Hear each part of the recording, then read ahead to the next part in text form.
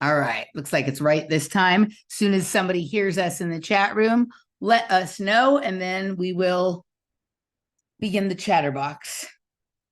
As soon as somebody is there, please give us a thumbs up or a something or other. Jana, anybody?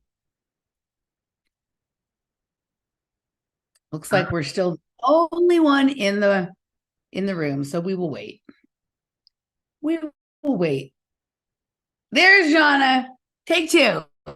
Yes. Do you let Jana know when you're going to be on? My apologies. Okay. Hello? So I did. Today I did. Today I let her know because I was having a chat with her earlier. But Jana is the moderator for my channel. Right. But when she's there, when you're checking, is it because you guys are in communication and she knows to be on? No. She's just on it like. Does she just perpetually live on YouTube? Probably. Right? I think she might. I think she probably has like a timeshare there at least, right? So anyway, good evening all. Boy, the world is even stranger than usual today. Dani, would you like to go first and talk about what a strange day you're having? And then I will tell you mine. Yes, you know mine. So I'm excited to know yours. So I was having tea with a friend today, and he mentioned the Tucker Putin interview. And I said, oh, is it out? And he said, yes. And what I found interesting was that this guy leans more liberal and hates Putin. And he's like, it was actually really eye-opening and really interesting. And I'm starting to wonder if he actually isn't the bad, like that he's not this bad guy that they've painted him. So then I left and I'm like, well, I have to go because Emily and I are doing a show. So I need to watch this before our show. And I'm looking and I'm looking and I'm like, is this just how censored the internet has gotten that I can't find this anywhere? And I texted you and you said it hasn't come out yet, but we've been talking about this dimensional wonkiness for over a week now. So he's clearly living in a completely different timeline and has already seen the interview that you and I will have to wait for. So just to catch people up, Dani also got her house immaculately cleaned by an imaginary cleaning lady this week who seemingly refuses to accept payment. And by the way, I still haven't paid. They're still claiming that I've made it up in my head and that no one ever came here to clean my house. So when we were doing the show, I can't remember if it was our pre-record last week or if it was when we were on the live stream, but we had some show like a week or two ago and there was noise in the background. And that was her. The cleaning lady was there. So we have evidence online that there was someone in her apartment, and there's never been someone in her apartment before, ever, like when we've ever done a show. So that was like odd. We even there was a comment about how we were managing the noise in the background. So yeah, something is definitely up. Well, there's been a couple of, there's been lots of stuff like that. Like, remember a few weeks ago, we talked about that article my dad sent me, and like my dad actually like later acknowledged that like he'd never read that article. He didn't send it to me. And when in his website, the article came out while we were having the conversation, not in the middle of the night before. So he sent me an article before he even read it, before he even saw it. Right. So that there's all kinds of times, but I'm up here in Dallas today for work. And it's, for me, it's like synchronicities all the time, all day long and whatnot. Right.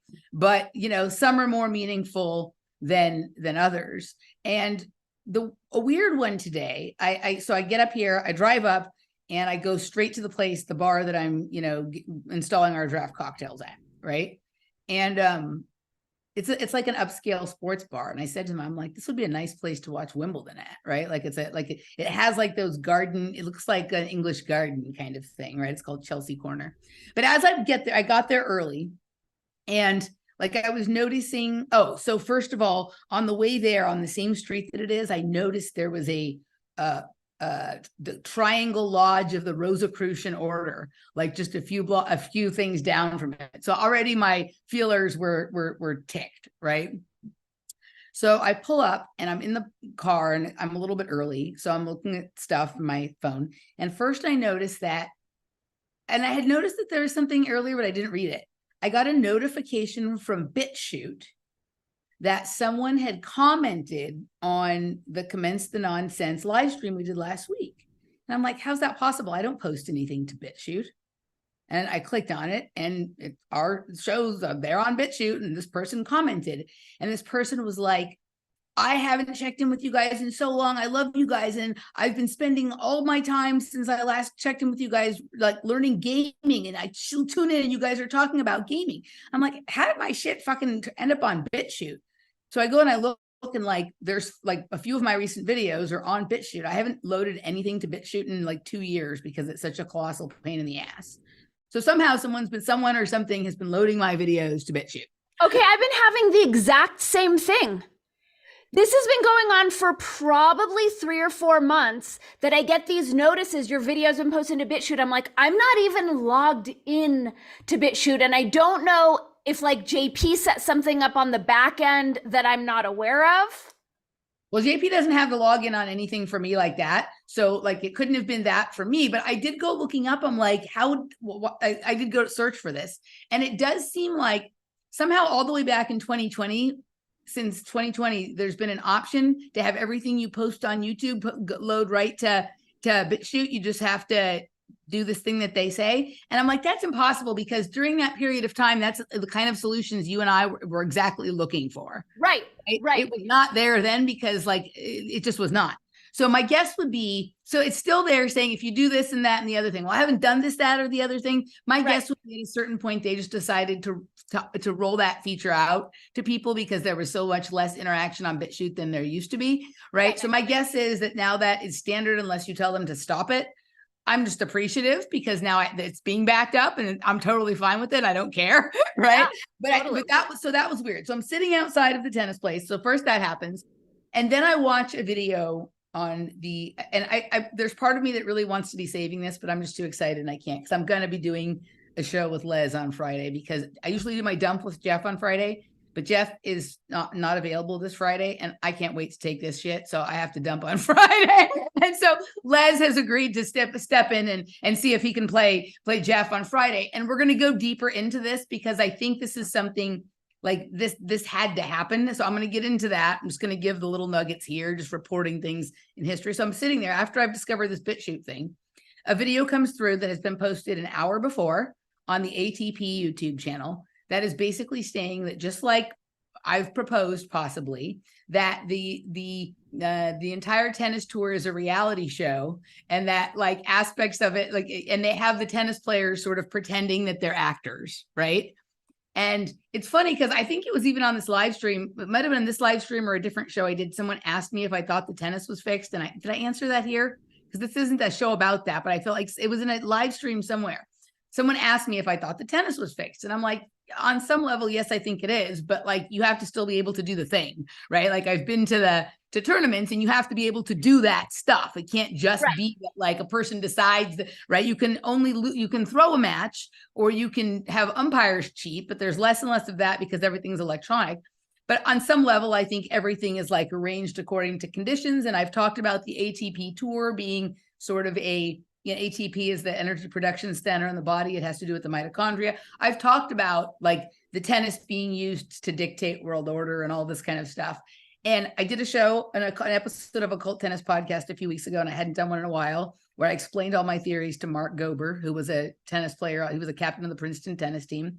And then I answered this question on a live stream somewhere about the tennis fixing. Someone asked me. And I the other day about how I think that, my microphone got messed up. Hold on a second. Yeah, something went weird. Is it good now? Yeah. Okay. So like we were talking about like tennis becoming gamified and whether, they're all actors. We were literally talking about this on Friday. So this video is very well edited, but I watched that right before I go into this place. And then I go in there and it looks like an English tennis garden. I do my thing. I leave and I go to check into my hotel. I go get lunch, right? And weirdly, I go into Lululemon, which I never do. And like the first thing I try on looks amazing on me and I buy it. right? And it was something the girl told me about at the front. The girl at the front is like, we got these new pants in. You should try them on. I went over, I tried them on. They looked amazing. I left. But the person. Are they like leggings? No, they're like dance cargo joggers or something like that, right? But she literally came over to me the moment I walked in, she ambushed me. She's like, try this on. I tried it on. It looked perfect. I left, right? But the weird thing that I noticed when I first got to Dallas is everybody has this like look where you can't tell if it's a fucking man or a woman, right? Like from one side, they look kind of like a girl. From the other side, they look like a guy. They're sort of like mixed gender, like what? It was like everybody in this area, right? And so when I go to try these pants on, one of these people that you can't tell quite exactly what they are, but in this case, it was obvious it was a guy pretending to be a girl, like no judgment, but it's just what it was, who comes up to me and is like, are you going to try those on? My name is Tucker. Here you go. And then you literally a little bit later, you're like, have you seen the Tucker and the whatever thing, right? He had blonde hair. He had like a wedge cut bob, like a soccer mom, purple toenails. He's like, girl, I got you. It was like the weird, it was really weird. So I do that. I come to my hotel. Okay. I was aware how Dallas is a big city. How many people? It's got to be a couple million people at least here, probably more like 10 million, right? How many hotels would you think are in Dallas? I suck at quizzes. I have no idea. 100? At least, right? Probably more, probably 300, something like that, right? A lot. Right. Okay. I was aware there was a tennis tournament in Dallas this week at 250. I thought about going. I thought I would like to go, but by the time you and I finish our live stream, the match will have already started. Right. So I would be late and it's probably way out in the boonies. So I'd have to drive. Like I would miss half of it. There's no point. So I chose not to buy a ticket. Right. Did you see the feathers? No. They just were flying there. It's not just in my apartment. It's here too. Okay. So like I chose not to. Right. But I thought about it. I pull up to the hotel and every car in the fucking hotel says Dallas Open ATP 250 on it. I go into the lobby.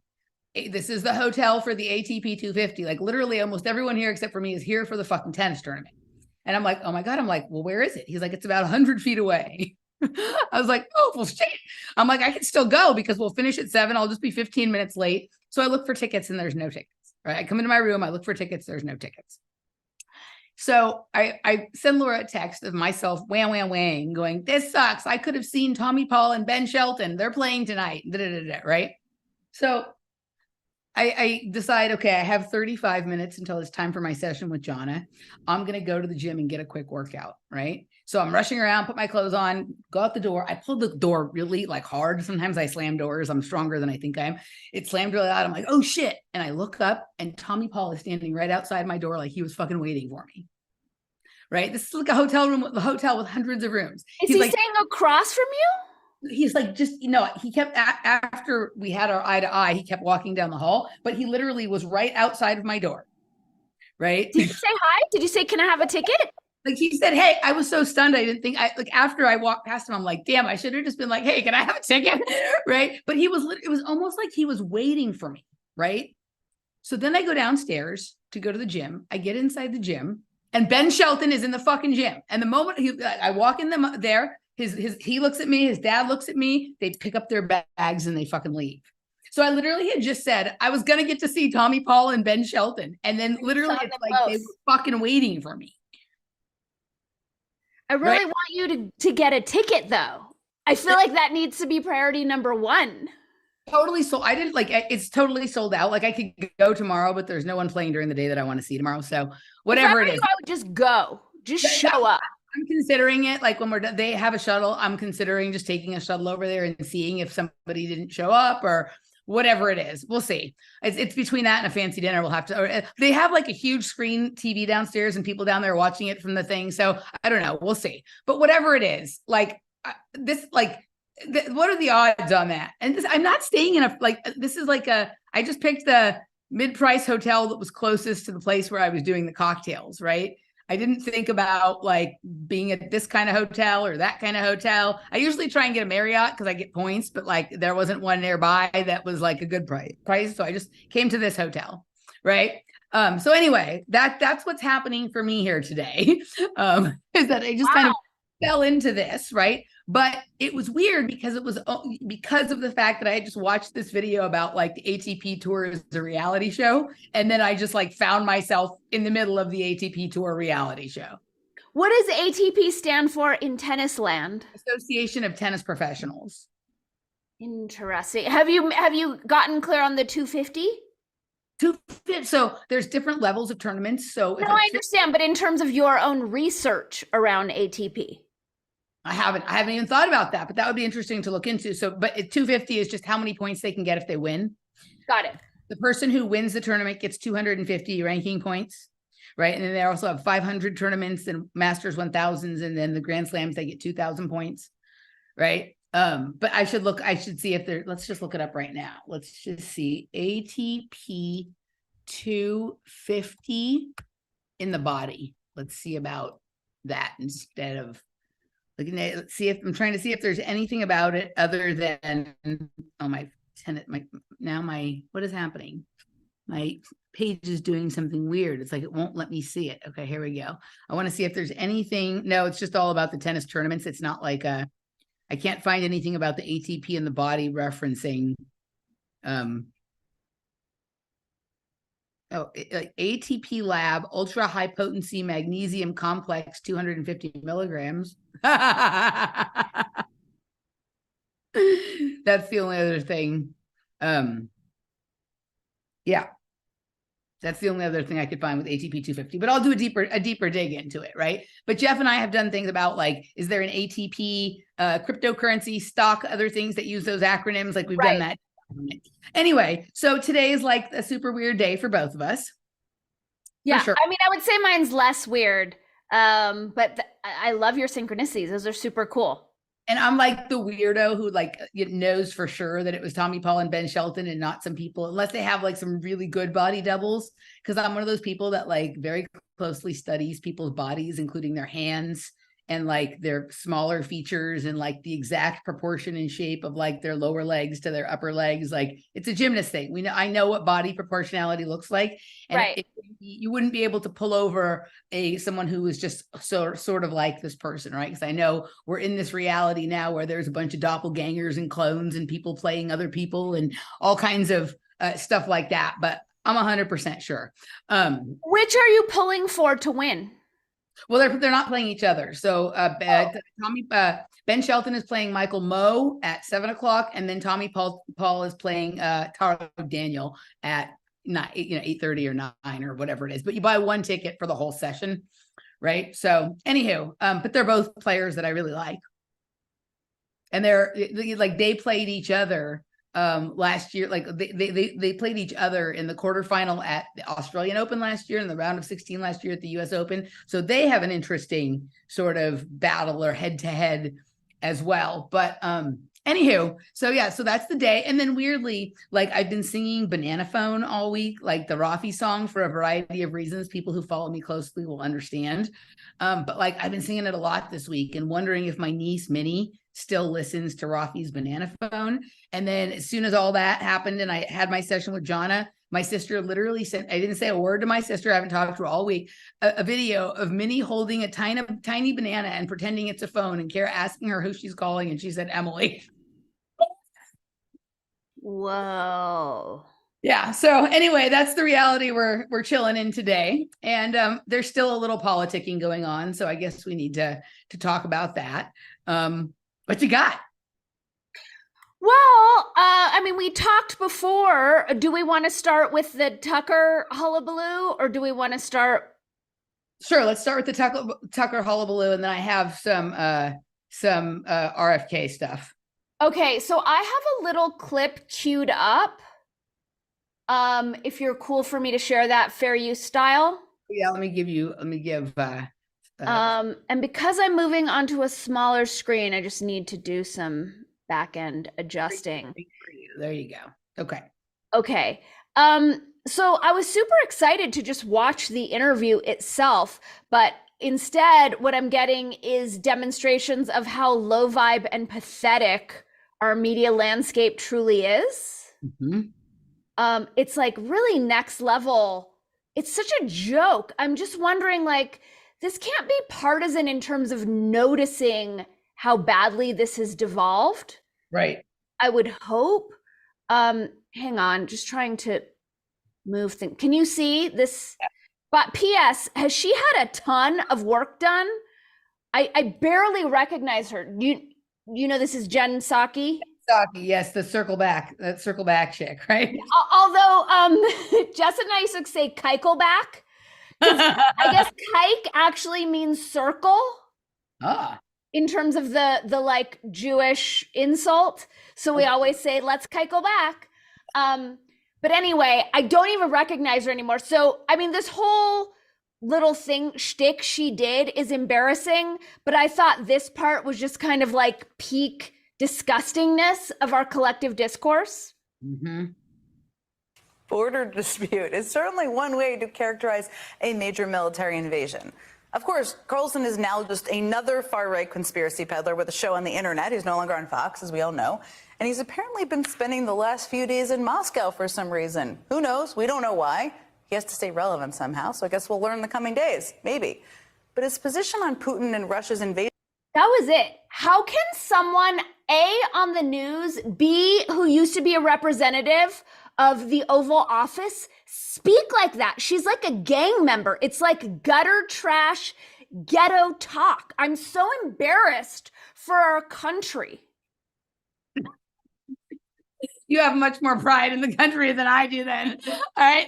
Like, I just, at this point, I'm sorry. I just adore this clown show. Like, I'm having so much, like, this is so cartoonish, right? Like, this is I mean, the amount of like things that I see like this every day now, it's like the reality wants you to disbelieve it. And so these people who still think any of this is real, like on the level that they think it is, that we live in like the biggest secret is that reality is not real, right? But like nobody would pretend that it is if they thought it wasn't. So like that's like the big scam going, right? It's like reality. We live in an ordinary world where reality is real. But like the amount of like how people use their connection to the reality of politics, I think for a lot of people is like the only thing that's keeping them anchored to the earth at this point. Because I can't imagine why else anybody would be so committed to believing this shit.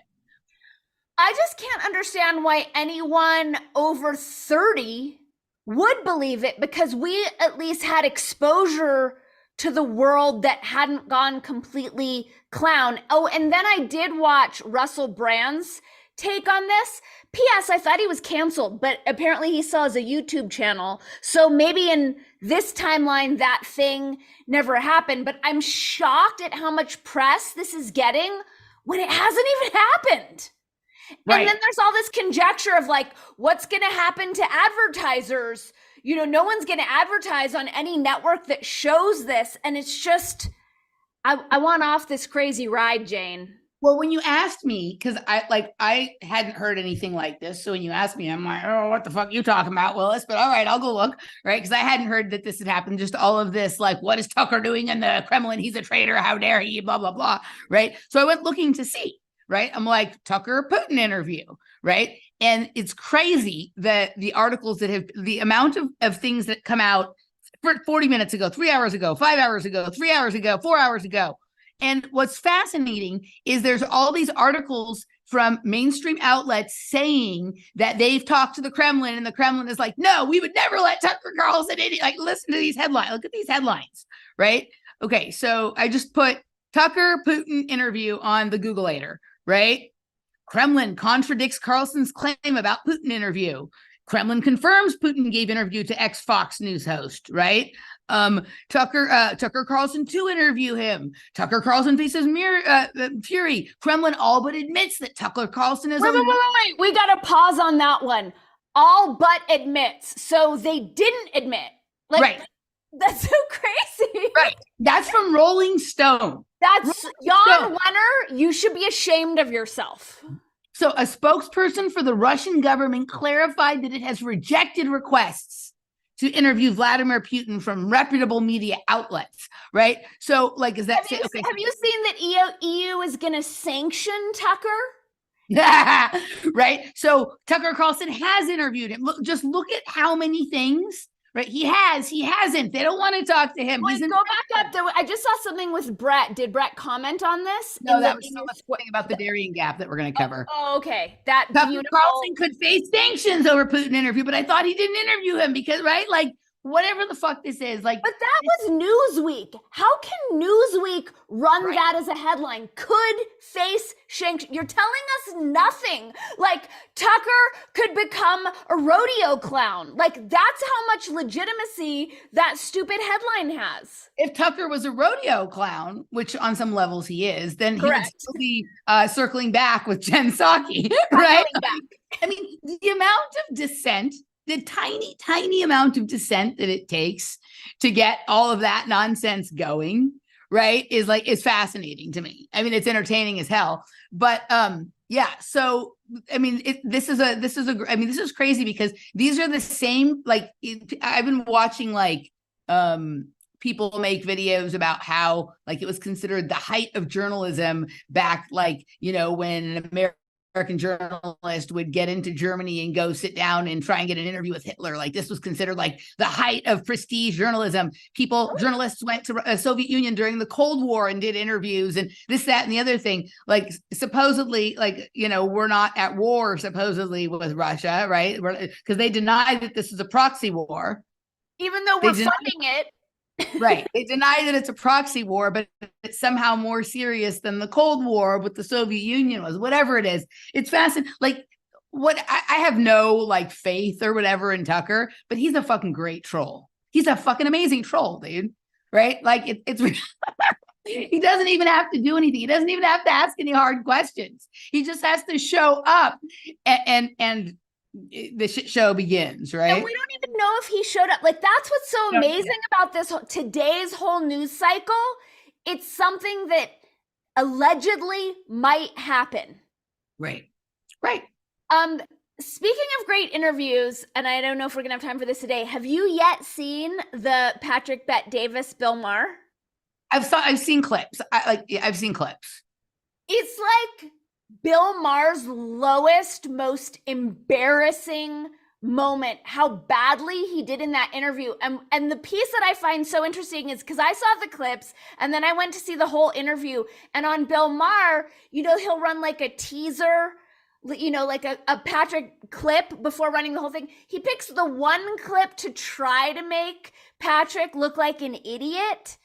And the whole thing, it's just like, it's kind of sad. Like, it's his brain is broken. His brain is broken. It's really sad. I wish it didn't happen. Like, I'm pretty embarrassed for Bill. It's such a unsightly look for him. It's like, I know you don't watch these things, but like on Westworld, when their like programming starts to short out and they'll start like repeating certain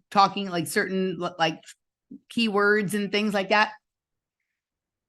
There's a lot of noise outside my door. Is that one of your tennis players? Do you want to go see? Because I want you to get tickets. Out there?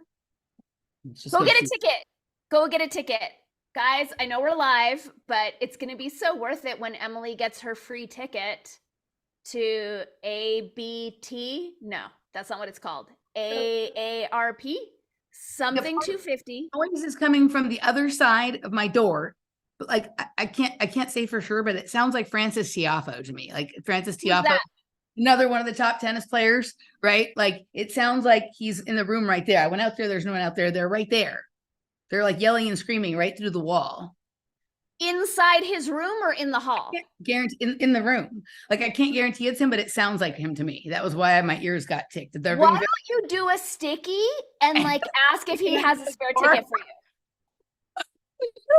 I can't be that. I don't know. I can't do that, but whatever it is. Anywho, so, okay. So back to where we were. Where were we again? We were on Bill and Maher, right? Yeah. So it's just like, it's like, you know, my mom would get stuck in her dementia on like this, like the fact about blueberries that she would like to tell me and my sister, like one out of every 5 phone calls we had or something. It's like one of those kinds of things. Like, his brain only has like 5 or 6 canned responses. And he was just literally, every clip that I saw, he was vacillating between like, that's a left-wing talking point, that's a right-wing talking point, left-wing, right-wing, left-wing. Like, it was just that's what I saw, right? Don't do that. Stop doing that. That's the right thing. That's the left thing. And just like, okay, wow. your brain is fucking broken, dude. And he kept trying to light his pipe, like his pipe was going to save him. Right? It was pretty funny.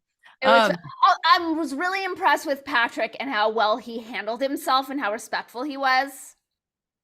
Yeah, I mean, well, he's the consummate businessman, right? Like he doesn't want, like, there could be a deal down the line, and he's not going to miss that opportunity, right? Totally. So, I'm like taking notes. Right. Okay. So I know it's like several days late, but we can't let it go. So a couple of things. So I saw this seeded a few weeks ago that Michael Smerconish tried to bait RFK into like saying that like he might try to run in the Libertarian Party, right? Did you see this clip? And no. Okay, so this was a couple weeks ago, and Michael Smerconish, who used to be on MSNBC, I think he's on CNBC now, it was basically trying to get RFK to reveal something. Did you just see that? Yeah, well, there's been a few around you. Okay, so like there was like a statement released from the Libertarian Party, but Andrea McArdle was the person who was in the Judy Garland movie with me when I was a kid. Angela McArdle, I think her name is. Angela McArdle, who's like the head of the Libertarian Party, like basically saying we are on good terms with him. We continue to have conversations. But I think that was an old thing. She said that several months ago. But Smerconish was trying to like bring this idea back. Like he was seeding the idea. Right. Well, did the timing align with Brett doubling down on his libertarian allegiances and identity construct? It was about the same week. Oh, right? What a coincidence. And then Dave, so you're hearing these rumblings about, you know, maybe RFK is going to switch and try to run as a libertarian because truthfully, he's having a hard time getting ballot access in all 50 states. And so he wants to use the Libertarian Party and try and make a deal and basically say, hey, you know, you'll get way more attention than you've ever gotten and more people will be interested. And also I'll get what I want, which is ballot access. So it's transactional, right? But also, because I know that I mentioned this on our other show, which hasn't come out yet, but the Libertarian have been floating RFK and asking their people about it since like last spring or summer. Correct. And I think the Angela McArdle statement was from then, right? But for some reason, I don't know if like Michael Smerconish did this to create the hubbub, if that was the arrangement with him and RFK. Like RFK wanted him to drop that idea to put pressure on the Libertarian Party to do that. Like, I don't know what the back end of this, you know, I don't know what the sausage making looked like, but right. So all of a sudden there was this hubbub about this again. And Dave Smith comes out right last week with this tweet right here and says, I have admired many aspects of RFK's campaign. His opposition to COVID tyranny, vax mandates, the Ukraine war, and the deep state have been nothing short of heroic. However, his support for the war in Gaza is disqualifying. Yes. We are the anti-war, non-interventionist party, and that's non-negotiable, period. He will not be our nominee, and I will do everything in my power to see to that. So, yes, and this is the Smerconish thing right here. The Smerconish thing seemed to happen on January 27th, maybe. Okay. Or this is when the tweet, yeah. So, okay. So yeah, like about 10 days ago, 12, whatever it is, 12, something like that.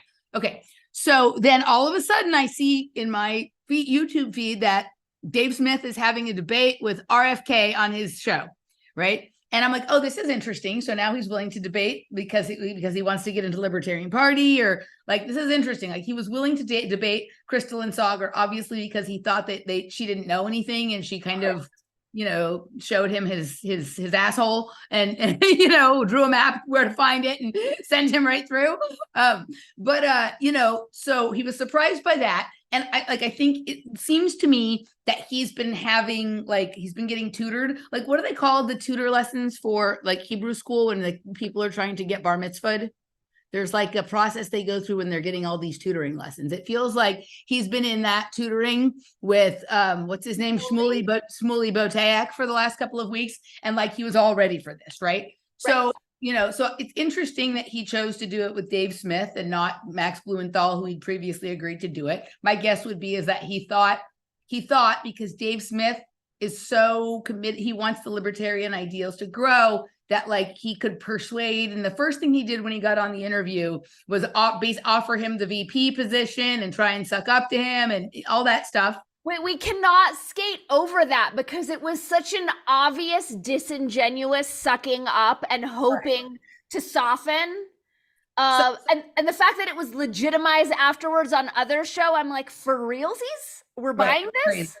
So then they get into the thing, and I think actually Dave Smith did a very good job, right? Dave Smith he stayed professional, but he didn't really give an inch at all. And I think he knew I think he had a few more tricks in his bag than RFK was quite prepared for, right? And so, they got into debates on all the topics, like a different set than he might have if he were talking to Max Blumenthal or, a few of the other people who are like studied on a different level than even Dave Smith. But the part that was there, to me, there was like one part that was like super stunning, right? And we're going to do a third party watch here. We're going to watch Sabby Sabs watching it. Right. So because I love her responses to some shit, right? Because she just ain't having none of the bullshit. Have you already seen her analysis of it? Is that what you're going to share? Yes, we're going to watch a clip from her analysis for two reasons. It was easier for me to get to the segment that I wanted to, looking at hers. And also, like, I just love her little responses. So I'm going to play the part that's about a minute before it. And then we'll get into the part that just, for me, was like the most sort of important. And we'll shrink it down here. Guys, if you're not subscribed to Savvy Sabs on YouTube, you should be. I love Savvy, dude. There's lots of people out there who their analysis of what's happening is right on, even if we don't agree about what should be done about it. And I love listening to Savvy. She is a fiery lady. And next time I'm in Boston, I'd love to have coffee with her in case she's listening. All right, here we go. These are things to pay attention to. Great if Israel had taken them up on that when they said it. Let me just ask you, let me ask you this. In 2008 and 2001, and they refused. Do you have... This part right here, I'm sorry. There's something that RFK doesn't add that I'm going to add. At certain points, they've also said that they would accept 1967 borders. So it would have been great if Israel had taken them up on that when they said it. Let me just ask you, let me ask you this. In 2008 and 2001, and they refused. So he likes to, again, this is another Zionist talking point. Notice his talking points are the same as Rabbi Shmuley's. That's how you know he don't know what he's talking about. He just repeating shit that's been said to him. Let me tell you something. You know what he leaves out of this conversation? He's like, well, they were offered this in 2001, 2008, and they refused. Notice he leaves out the 2002 Arab Peace Initiative, where Israel actually was the one that refused. And notice what is really important is that he refuses to mention the right to return. And that is incredibly important. The Palestinian people want the right to return. They want the right to return to their land that they were kicked off of. RFK Jr. always leaves that out. If you pay attention, he always leaves that out. When I had this discussion with Max Blumenthal and I talked about the fact of how do you push back on this talking point when people say that they have been offered a Palestinian state, Max Blumenthal broke this down so beautifully, which is why I believe you don't want to have this conversation with him, so beautifully, and said they were never offered a Palestinian state and they were never offered the right to return. Let's continue. Sir, do you have, I don't agree with that, but okay. Do you have concerns about the level of Israeli influence in our politics here in the United States of America?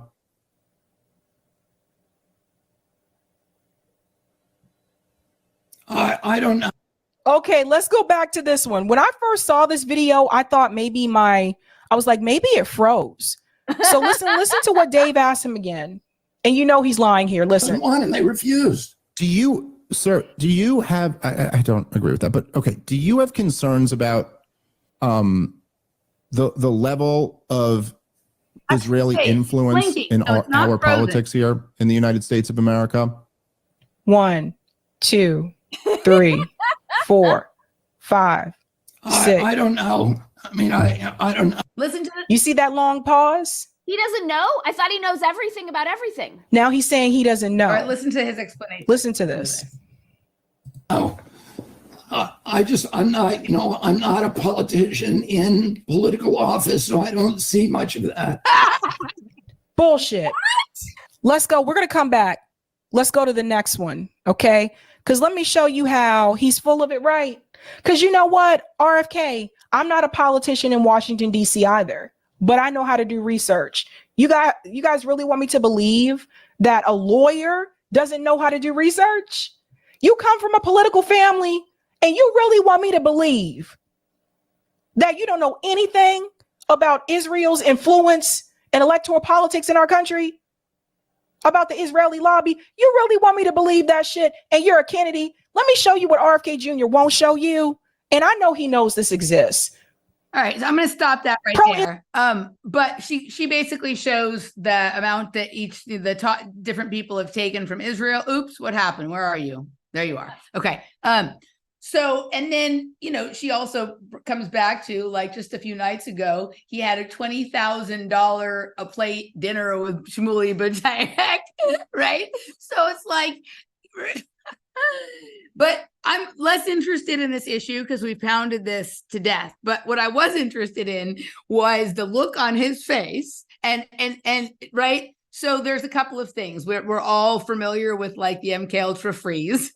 That's totally what I was getting. There's the MK Ultra freeze. There's my brain is broken because I didn't expect this question that isn't really an MK Ultra thing, but is like oh shit, right? And then there's also, and I didn't put it up big because I don't want to have any problem with, copyright or whatever. But if you look at his face and look what his eyes are doing, you know that people who do the body language research talk about, like, when their eyes are looking up to one side or doing something, they're trying to search their brain for the answer for something. And there's like one way that you do it that, like, you're searching your brain for, like, your actual own personal normal store of information. And there's, like, another way where it's like you're trying to remember the lie you told or the thing you practiced saying or something like that. So there was that. Then it also was like, was he waiting for, like, instructions from headquarters? Like, I was trying to zoom in on his ears to see if he had something in his ears. And then I was like, they don't even need that. Like, they fucking have voice to skull. So, like, or whatever. And then I was like, I remembered I saw this video of a Palestinian kid confronting Shmuley B'Tayek at the ice rink in Central Park. Right. And what was weird about it, the kid said, like, I saw him interviewed on, I think, like, Katie Halper or one of those shows. Right. And the kid said that he just went up to him, and said, "Free Palestine," and Shmuley B'Tayek lost his shit, right? And they had a few minutes of interaction, and that was it. And then the video showed up on YouTube, and this kid couldn't understand it because he didn't have a phone out. There was no one with cameras, so he realized the guy has a camera all the time in his glasses because he could tell from the angle of the video that it had to have been like Google Glass or one of these, like, things where the people have, like, a camera in the thing. You can go listen. I think he was interviewed. Can you look it up? Let's see. Palestinian. Because was it from Shmuley's vantage point? Activist confronts ice skater. It's so out of character for RFK skating, to not know. Shmuley B'Tayek. I don't know how to spell B'Tayek. I'm just making it up. Let's see what. Okay. Zionist rabbi humiliated while ice skating. Here we go. I think I have it. Is this it? Yes. Okay. Let's see. It's a 15. Fair use.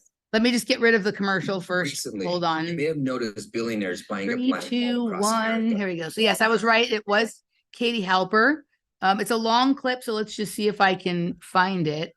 Let's do the screen share. I have the sound ready to go. Let's make it small so we don't have a problem.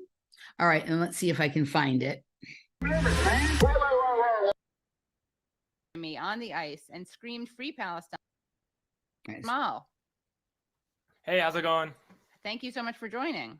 Thank you for having me. I appreciate it. Just so everyone's on the same page, let's show this video of you. Can you make it bigger? Interacting with Rabbi Fair use. Fair Shmuley. use. And we are this is protected what by fair the use. The good rabbi, this is what he tweeted out. I was skating in Midtown Manhattan, New York City, when an anti-Semitic, Israel-hating, pro-Hamas thug came over to me on the ice and screamed "Free Palestine," endangering me as I was on the ice and would not leave me alone. He said, "Your name is Rabbi Shmuley.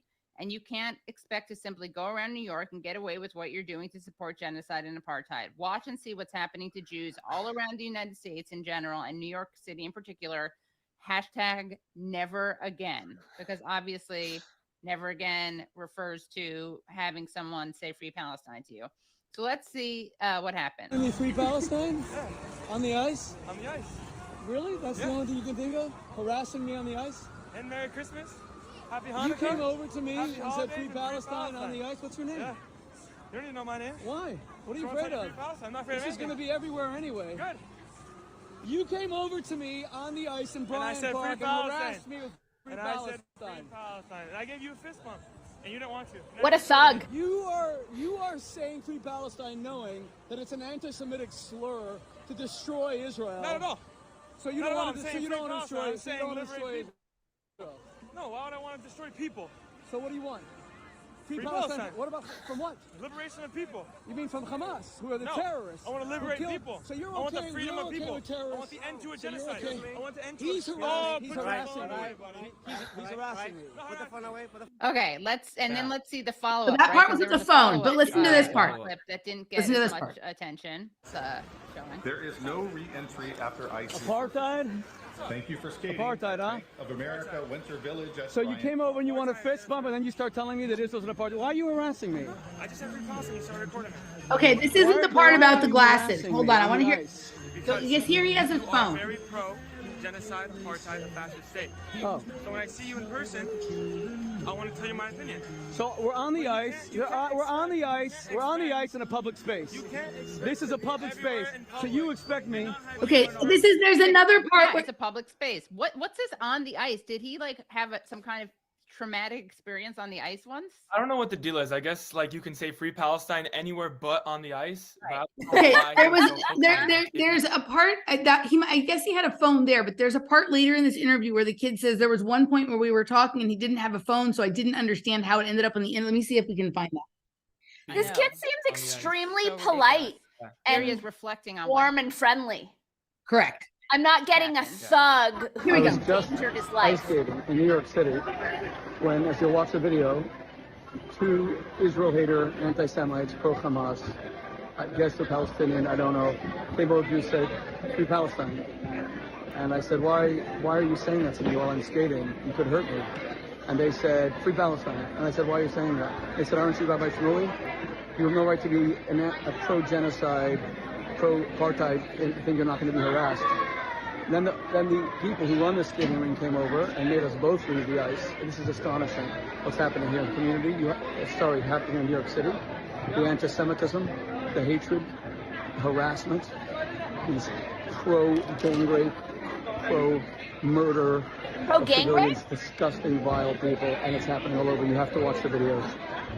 He's crazy. I want to hear the part about the Google Glass though. Hold on. And then here's how it was picked up, of course, by Breitbart, right wing. Air Force to carpet. Hamas's fault. It's Recognized him from like Piers Morgan and and like paint this perspective. It's ridiculous. It's ridiculous places without having to worry about apartheid wall. Born here, this movement we can occupy. Like it's so. I mean you see it throughout. Like I heard when the you're guy there, say you free Palestine. view I on didn't that- hear him on that say note. I So if they're having hate a good day, Israel when they and turn I this hate shit off, Jews. My mom, Rabbi Shmuley, he was like, well, so I, selling cookies and propaganda. So it means I can't find the part about the. Would it be at the beginning? He was going crazy, and then he comes back around to me. I see him. I was like, I know he's gonna stop, but I didn't say anything. And he came around. He said like apartheid, yeah. And when I saw that video, he never had his phone out in his hand. And then we came to the conclusion that, and after I downloaded the video from Twitter, I realized it's in a smaller format, that he was recording from his glasses. So he had a camera in his glasses and he was trying his hardest to get me to say something so he can post it online and like paint this perspective. Okay, so he wanted the kid to think he wasn't recording this, thinking that he could get him to say something disrespectful. But the kid is obviously, he's got the sweet smile. He's not a disrespectful kid. That was that was the most respectful protest I've ever seen in my life, right? Totally. Okay. So my point with this though is like if he's got a camera in his glasses then you know he's got a camera in Bobby Kennedy's eyeballs, or he's beaming something to him with his instructions about what you're allowed to say and you're not allowed to say, right? Like, screw Jewish space lasers, right? This is like RFK eye lasers. I feel like whoever was puppeting him in his ear, like, took a bathroom break or something, and hence that, like, pause, like, save me, give me something. And then it didn't happen. And the best he could come up with is, I don't know. I don't know, right? Which we know is false, because several months back when he was talking to Glenn Greenwald about this, before he'd gone like completely cuckoo, loony, batshit bonkers, when Glenn Greenwald said, well, what about just not funding Israel? And he'd said, like, that's something I would have to think about. That's a reasonable conversation to have, right? So 6 months ago, it was reasonable to think maybe the amount of money we give to Israel isn't good, right? But like, you know, and has he not heard like John Mearsheimer talk, or any of these people, right? Like, who are, this just doesn't make any sense. Well, and also that his excuse was, I'm not a politician. I'm not a politician in office. I'm not a politician in office. So if you're a politician not in office, then your eyes don't work. But maybe your eyes don't work because they have Google Glass in them. And I don't know. Whatever. It's like, my handlers haven't given me a response to this one. Correct. But so, okay. So then at the end of the video, so they argue about all of this. And then at the end of the video, he's like, but to Dave, I know you really believe the things you're saying, and I respect you. So I'm still offering you the VIP position. Right. As though that's how it works. Right. So maybe show up live on your podcast and create this like big giant deal. So what was interesting, and I don't have firsthand receipts for this, but I've heard it talked about on podcasts. Like, apparently, like, there had been some post or some tweet somewhere from that Angela McArdle person that the Libertarian Party would be having an announcement shortly, sometime after Dave's there hasn't been one. Sometime after that podcast, there hasn't been one. So this is how this goes. So all that matters in this whole conversation, and this is what I'm noticing everything is about right now, and you and I have talked about this in regards to people we know in our personal lives who are showing their colors and this, that, and the other thing, is that you draw your line and you stick to it. And Dave Smith said what he said, and he's right. So like, the system is probably coming down on him in a way to try and get him to compromise what he said, trying to convince him, like, this is your best chance to have any effect on his policy. This is the best chance for you, right? They always try and get you to think like, oh, well, come join us and maybe you'll get a chance. And maybe you could think about what they did with Dennis Kucinich and Charles Eisenstein and this and that. So all that matters is that he holds that line, and that if the Libertarian Party chooses to go without him and agree with RFK, that he leave the Libertarian Party, right? Like, this is the whole thing, is like, you have to make it like we live in a world where like we all make fucking mistakes. Like, we can't even figure out like what dimension we're in, because it's like whatever it is, right? But like, if you have been like, hey, this is what I believe and I'm going to stand by this, right, for now, like, at least until something significant changes that brings me information that I was wrong, and if I'm wrong, I'll change my mind, but like, this is my red line on this, right? And so it'll be interesting to watch him here, to watch what the Libertarian Party does. But in some ways, like, this is sort of desperate, watching RFK have to do this. Like, it's bizarre because he seems to have like a large following. The polls seem to be supportive of the idea that he could actually do something, but he's really struggling to get ballot access. And so he's having to go around and like shop this deal with the devil to different parties. Like if you compromise yourself, right? Like, and this is like the whole thing. And this is how I look at a lot of these people who are very supportive of RFK. And I really try not to be judgmental, but like, a lot of them will say things like, I don't care about foreign policy. He's good on the issue I care about. Right. Right. And like, I'm more okay with people who are like, no, I think that's the right policy. I'm pro-Israel. I'm anti-Palestine. I like genocide, like that. Okay, that's your belief, whatever. But these people who are like, well, like, he's good on this one thing I like, and so like this other thing, I'm just willing to sort of overlook. Like, it's weird to me. Like, it feels like he's there to see whose morals can be compromised in this way that like the Republicans and the Democrats are no longer able to do, because there's no illusion that any of them have any morals or ethics, right? They haven't been good on anything. So it's almost like he's there like this great trickster or this great like jokester to see how many people like, you know, will go along. And I don't even know, like, we don't even know if the shit going on in Israel and Gaza is fucking real. Like this is the great shit we live in, right? But the only thing you can do is like test someone's words against their actions, listen to what people say, and then what they do, right? And decide, at least with the information, the amount of information we have right at this moment about the nature of the reality we live in, what things we're okay with and what things we're not, and what we're willing to stick to until we have another set of information that obviously is a good reason to shift your perspective. Right. And I haven't heard him offer any that are. There's no, like, it is just this doubling down, right? He's saying all of the same things that Shmuley, that neocons, that whatever have said about, the, you know, why we have to bomb the Middle East for as long as my life, as long as I've been alive. These people are, you know, Hamas must be eliminated. It's like the dumbest thing I've ever heard. There's like, you know, a tiny amount of Hamas in amongst a lot of people in Palestine, and they're like saying that it's okay to ruin the whole thing to like catch a few flies. Like, what the fuck are you talking about? I just don't believe any of this. I don't believe that that was an authentic invitation to be his running mate. I feel like it was an invitation to compromise, for Dave Smith to compromise himself. Well, yes, I think it was a way to butter him up and get him to soften, like, on the Israel thing. But I also think it would be a cool way for him to garner some legitimacy if Dave said, well, let me think about it.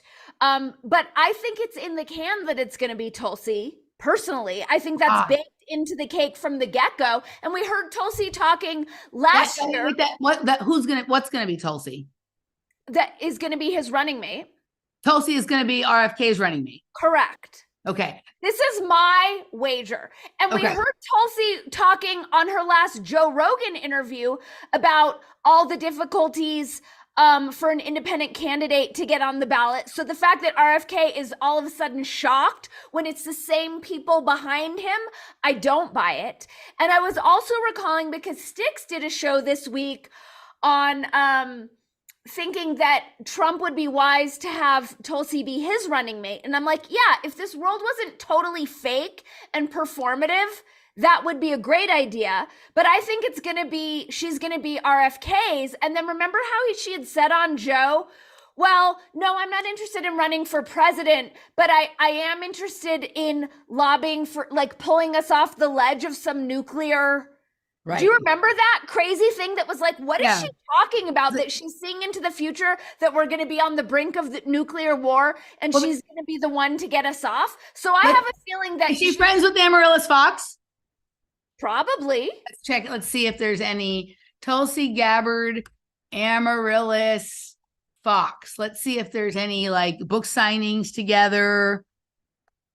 Let's see if we can find anything here. I mean, Amaryllis as a CIA agent, like, we wouldn't necessarily know who she's handling, moving forward, what's going on there. But I think this is all like performative theatrics, and ultimately it will be Tulsi, because he's a white man. So the votes that he's going after, he's going to need an X chromosome or some color. Okay, this is the weirdest fucking thing I've ever found. That's a bold statement coming from you. I looked up Tulsi Gabbard, Amaryllis Fox, and this video came up because I read in the description on Google that it said something about Amaryllis Fox. And then this is video, no views. And it says over and over, Tulsi Gabbard, are we making the most of our time? Tulsi Gabbard, are we making the most of our time? Tulsi Gabbard, are we making the most of the time? Click on that channel. Who's BTS Life? That's so fake. Okay, but what's weird? None of these videos have any views. And aloha, everyone. Welcome to a special edition of Tucker Carlson tonight. I'm Tulsi Gabbard. No, this is a deep fake. This is a deep fake. That's a giant deep fake. Is it deep fake, or it's like some sort of weird hologram project? Gabbard standing in for Tucker. That doesn't even look like her. I'm so grateful to have had the privilege of wearing the cloth of this country now for almost 20 years. Currently serving as a lieutenant. It looks like a drag queen playing Tulsi Gabbard. This happened on Tucker on Fox. That they're claiming. I did see her sit in for him on his show when he was still on. That's not her. That's not her. I agree with you. Okay, but see right here, YouTube. When I typed in Amaryllis Fox, This was the 5th entry down, and it says here, are we making the most of our time? Amaryllis Fox, a life undercover in the CIA. So I clicked on it because I thought maybe she was interviewing Amaryllis Fox. But let's see if I can find any. This is the AI messing with us in 100%, real time. 100%. But there's no there's no my bath. I don't think anything Amaryllis Fox is doing is going to be on the web. Correct. But Amaryllis Fox has the algorithm for predicting terrorist events in the future. But right? she did a really terrible job with Israel. Well, or maybe she didn't because she already had him spouting pro-Israel talking points a month or 6 weeks before that happened, right? But the Tulsi Gabbard thing is always crazy. Like, I'm going to save you from nuclear war, but drone strikes all day long. Right? Well, it was such a non sequitur when she said it. Joe was asking if she was going to run, and she's like, no, but I'm interested in negotiating a global peace deal when we're on the brink of nuclear war. Like, what? Where did that come from? Negotiate? Yeah, right. So my guess is that's what we're going to see on the timeline where RFK and Tulsi, it's their administration. So there will be one timeline with Trump and Tulsi, one with RFK and Tulsi.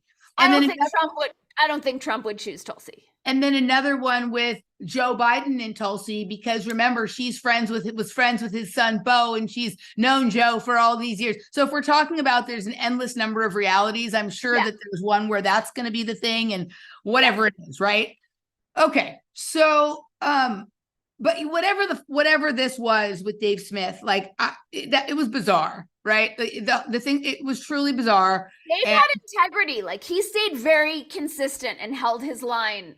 Let's see. Way. It's been about 4 or 5 days since that interview, right? I don't believe that's there's no way he's going to join. Maybe he's not, but let's see if the Libertarian Party has said anything about it. Libertarian Party. Someone in our chat just left the Libertarian Party, and I'm wondering why. Did they make any definitive choices that pissed you off? All right, I'm just looking to see. Okay, there's nothing since that interview. Libertarian Party, RFK, post Dave Smith interview. I just want to see if they've made any statement. So while you're looking that up, Dante Havoc 218, I'm curious to know why you canceled your LP membership today and if it had to do with this. All right, so let's see. There's a Reddit page about this, but there's no one's commented on it, so that's fake. I can't see. It doesn't look like there's been anything. Did Dave Smith just ruin our? So that was that podcast that I sent to you about. Dave Smith declines RFK's offer to join the Libertarian. RFK's offered to join. That wasn't even real. That was just like shtick on a podcast. If you're going to be invited to be someone's running mate, it's not going to be your intro banter on a casual podcast. Right. That's not how this is going to work. Yeah, I can't find anything from the Libertarian Party the way that I'm looking. Okay, so did we get a response from that person on why they left Libertarian Party? Not yet, but Zeralath Immortal said Trump and Tulsi make a certain amount of sense in the union of new ideals prevailing. I agree if this whole thing wasn't super fake. Like, if I believed that this was real and authentic and not contrived, I think that would be a super powerful ticket. But I don't think in a million years. I believe it is for that exact reason. Because this world is so fake, this will be the marrying of those things. Those two are going to come together because of how fake this world is. I mean, I kind of hope so. All right. So I think we've reached the point where we go to the crowd and see if anyone has questions, comments, things they want us to respond to. If you do, put it in all capital letters. Keep it somewhat related to something we've talked about here. If it's going way off course, then at least make it interesting and entertaining. Let's see. Dante said, I've been meaning to for a long time since Dave said he wouldn't run. Lately, I've been disappointed in his endorsements. Rechtenwald, who they are running now, is good, but is a boring run. Okay, cool. Thank you for responding. Dante, don't they have like a number of people vying for the nomination in the Libertarian Party, and all of them are pretty fucking boring and pretty much just like, your standard. I listened to like your standard sort of like the economic libertarian types, right? Like, anarcho-capitalists, but like don't really care about, the rest of the stuff that much, right? I mean, as far as I understand the Libertarian Party, it's supposed to be about the non-aggression principle and self-ownership, right? Maybe that's more like the sort of voluntarist or anarchist kind of thing. But yeah, I mean, I want to get away from phrases like non-aggression principle. How about just peace principle? That's what they call it. I'm not, that's that's the term they use. That's not what I'm using. That's like, that's their term, right? She got it. But she almost got it right, but she fell in line. She's always been in line. She's military. Yeah. Joshua Smith. I saw that Joshua Smith was on with Michael Malice right before we started.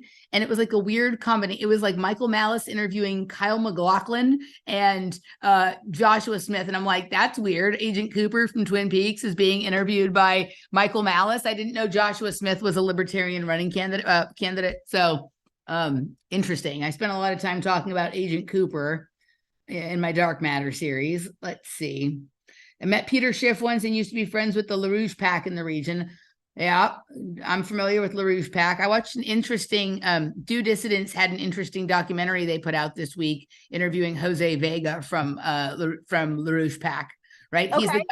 He's the guy who goes and does all of these interventions at like when the Congress people have town halls and he yells at them, right, about, nuclear war, like, why are they okay with this Ukraine war? It's going to lead us into, he had that really viral moment at the AOC thing, and he's done it with a number of them. It was a good documentary, but he talked about how the LaRouche PAC was like his waking up to, the LaRouche PAC used to set up tables at his high school, right? And they had posters like making Obama look like Hitler, and they thought he thought that was racist and used to make fun of them. And then like finally he like went to one of their things or let them show him some stuff, and he realized that like, oh, everything they were saying was like real research. And that was like his awakening when he was in like 11th grade at his school in New York or whatever it was. It was a good documentary. I enjoyed listening. I mostly listened to it because I was at work. All right. Nobody has we have 99 people in the chat room right now. We have 99 people and we started streaming 66 minutes ago. I guess that means we're 33rd degree Masons. Indeed. No, I thought I saw an all caps question in here earlier. Let's see. Did you by any chance, as I'm scrolling, see Jimmy Dores? He had the panel with the Do Dissident guys and he had a couple other people, and he was going off on it was not Klaus Schwab, but who's that little guy who wrote Sapiens? Noah Yuval Harari, yeah. And he was going off on this like kind of vampire theme, and he's like, for those who don't know, this is Klaus Schwab's Familiar, and he just had this whole shtick that like I was rolling on the floor. It was so freaking funny. Worth checking out. I found the all caps. It was Jay. Do you think Trump will be convicted and be blocked from running, leaving us with Haley? No. And you said no. And like, I don't know. I mean, I think like, I'm sure there is a reality or a dimension of reality is probably the more appropriate way to say it, where that's going to be the storyline. But like for a day or two, and then there'll be something else and people will forget that he was in jail yesterday and not supposed to be able to run. And now he's out there holding, right? Like another feather. Okay. There's not going to be a chick president anytime soon, guys. Like that's a freaking fallacy, and pretending like even the woke left wants a chick president is a joke. It's not going to happen. Even they keep voting for white men. A Jew would be in before a woman would be in. Yeah, they're confirmed. Yes. Okay. Wait. LaRouche guys are based, but way too conservative for me and too trusting of the Silk Road situation. Totally. They love the Belt and Road Initiative and all that shit. Owen Benjamin had some interesting critiques on Twitter with the anarchist types recently. David Malice won't talk with him, though. All right. Esometa, I got it at the Free People Athletic. They have like a Free People Athletic line called Movement. So it's not at some of the Free People stores have a section that has the athletic clothes, and others, it's a separate store. But that's where I got the hoodie. Sweatshirt? Yeah. Is that what we're talking about? Yes. Okay. Yes. And then there was another thing. Someone said Nosferatu, Maceo Gabbard. So here we have someone related to Tulsi. Nice to meet you, Maceo. Maceo. Maceo. Yeah, Maceo. Any thoughts on QAnon shaman running for Congress? Not a single thought. I didn't even Right? know that The was number. happening. I don't have many thoughts about the QAnon shaman, and certainly I haven't had that one. I'm aware that he was, but I haven't. My mind hasn't mustered even a single thought about it. No, I'm thought free there. Thought free. All right. Anyone else got anything? Going once, going twice. Thank you everybody for hanging out. The chat room's getting bigger and bigger and the stream's getting bigger every week. And that's exciting for us. And we appreciate that you guys come and hang out with us every Wednesday night. And we'll be back here next Wednesday night and we'll see what kind of synchronicity sandwich we're serving up at the deli that night. Next week, I want you to report back on how fun the tennis match was today that you're going to.